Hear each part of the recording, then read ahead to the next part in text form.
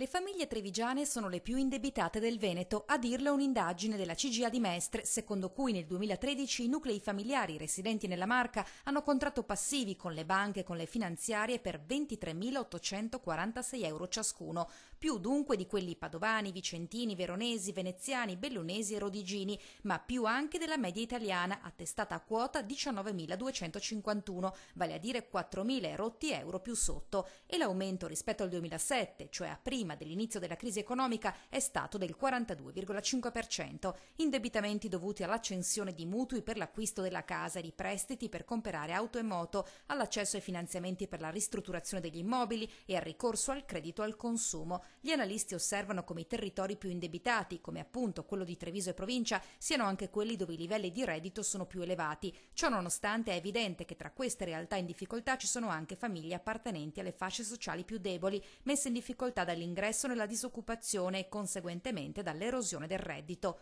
La gente vive di speranze e di prospettive. Né le speranze né le prospettive durano all'infinito, quindi aspettiamo soluzioni molto concrete in tempi molto rapidi. Oltretutto, secondo la CGIA, bisogna considerare l'esistenza di un ampio mercato del prestito informale che per definizione non transita per i canali ufficiali, col rischio che la piaga dell'usura assuma dimensioni preoccupanti.